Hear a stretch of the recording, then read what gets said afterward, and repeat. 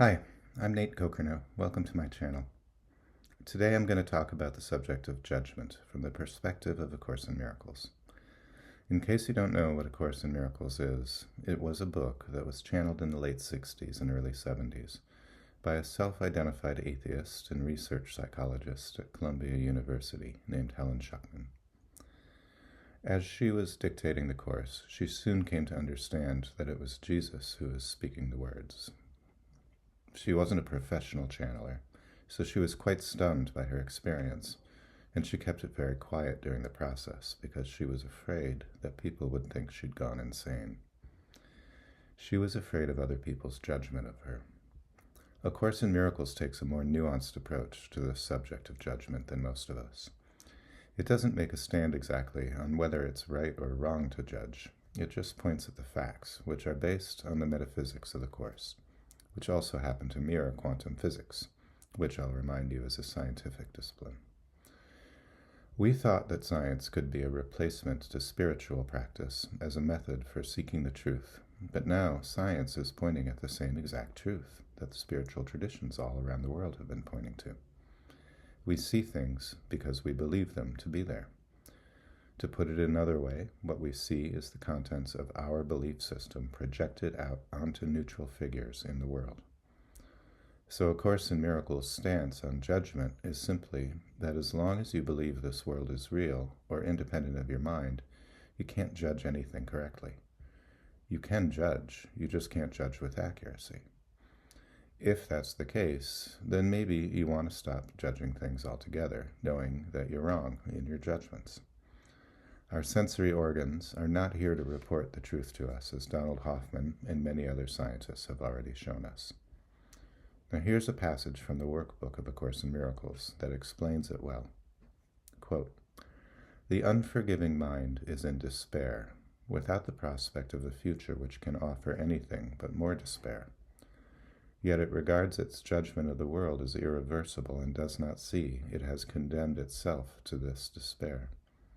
It thinks it cannot change, for what it sees bears witness that its judgment is correct.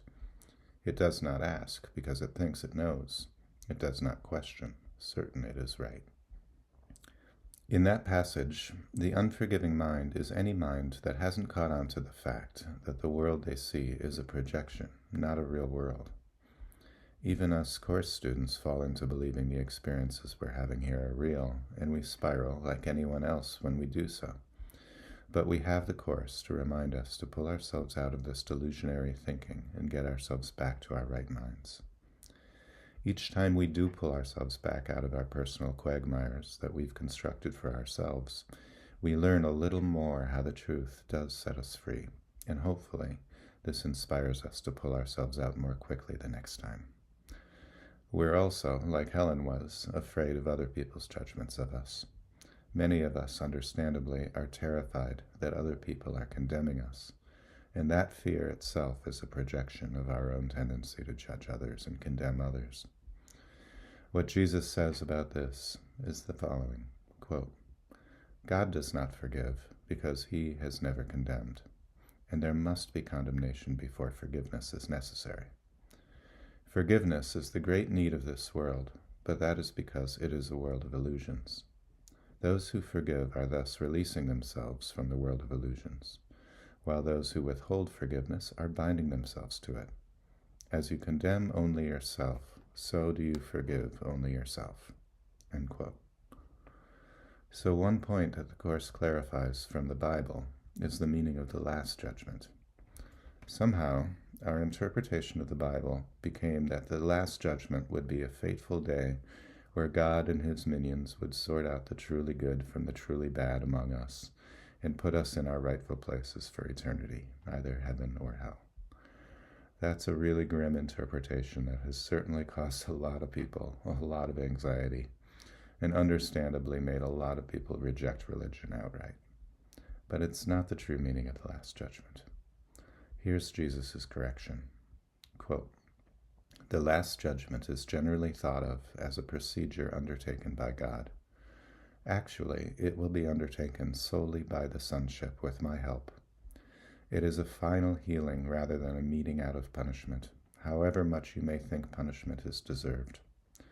Punishment, as a concept, is in total opposition to right-mindedness. The aim of the final judgment is to restore right-mindedness to you." End quote. Because you see, God's last judgment of us is the same as God's first judgment of us, and it has remained consistent in between those. We are holy. We are innocent. We are the one son or daughter of God. We have never really sinned at all. We have just been understanding things wrong. The last judgment, then, is the healing of our minds. It's the process of forgiveness itself, managed by Jesus. Jesus has to contend with our free wills, but he is quite adept at calling audibles when necessary. Let's look at this question of can we judge correctly in another way, from the vantage point of one who believes the world is real and independent of our minds. Because the logic of that system of thought can also reach the same place. Your eyes, they probably go with you wherever you go, like mine do. Supposedly, there is a great big world beyond our eyes in any single moment, right? Supposedly, there's a lot of things happening that we're not aware of. Does it not make sense that we are missing out on the vast majority of the information that is out there to know, since our eyes and ears can't be everywhere at once? We're just seeing the local reality, and not even all of that. I mean, we may see a couple people having a conversation over there about 50 feet away, but we're not privy to the information being transferred even in that case.